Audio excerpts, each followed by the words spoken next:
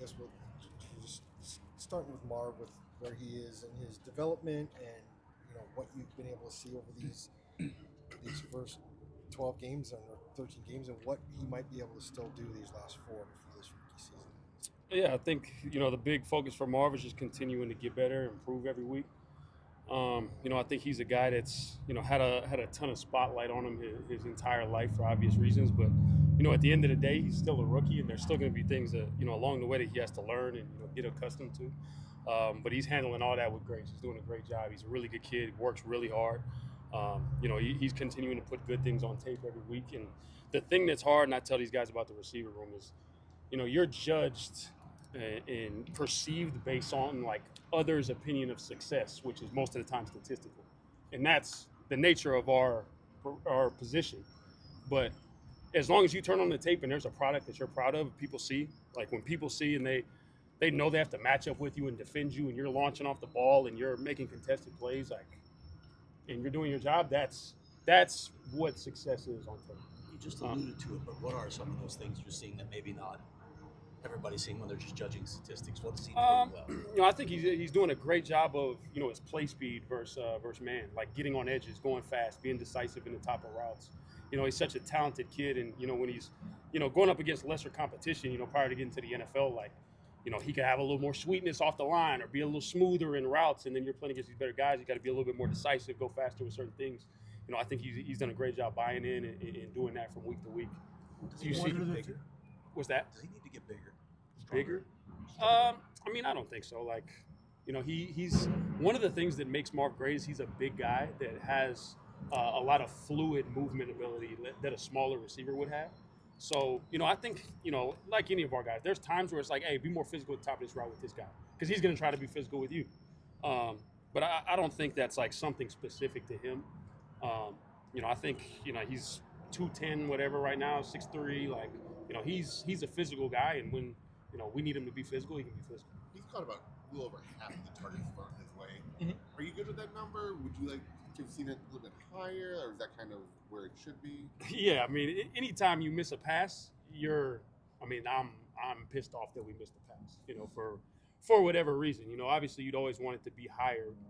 That's just part of it, and part of him and Kyler growing a rapport, and part of them growing their communication. You know what I mean? I saw this on this route. I saw this versus this coverage, and that ongoing communication, which I think they're doing a really good job of. So they just got to keep improving that. But anytime there's an incompletion, I want to know why the hell it was incomplete. I want to get to the bottom of it. What are the things you're focused on with him right now in his development in terms of like on-field stuff? I think just keeping his his mind locked in on the task at hand. Not wandering and getting caught up in you're supposed to have this number this year. You're supposed to be this guy. You're all that noise, and he's a very calm demeanor kid, good kid. He works his tail off, practices like a pro, and just keeping him locked in on that all the time, which he's done a great job of. And then the other thing is just staying on him consistently about dictating to the defense, which I think is something that's very important for receivers. Like at the end of the day, this might sound dumb, but their job is to defend us.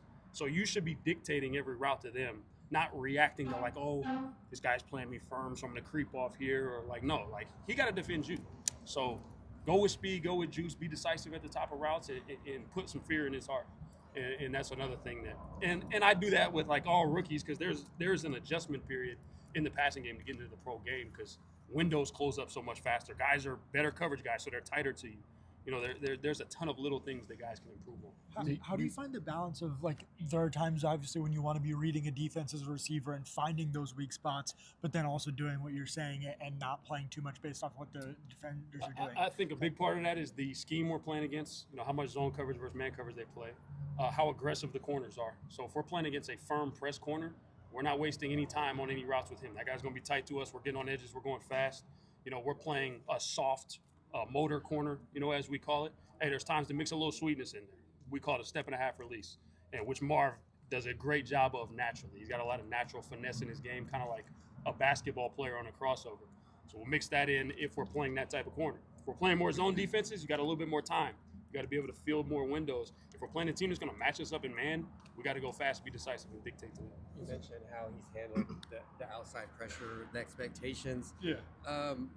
Did he come that way, or has that been something you've had to just coach him on throughout the season? He's for the most part he's come that way because his entire life he's been the son of Marvin Harrison, a Hall of Famer. So like any of us, that would be a ton of quote unquote pressure, and he does a great job of handling that and approaching the game just like it's it's football. Same game you've been playing your entire life.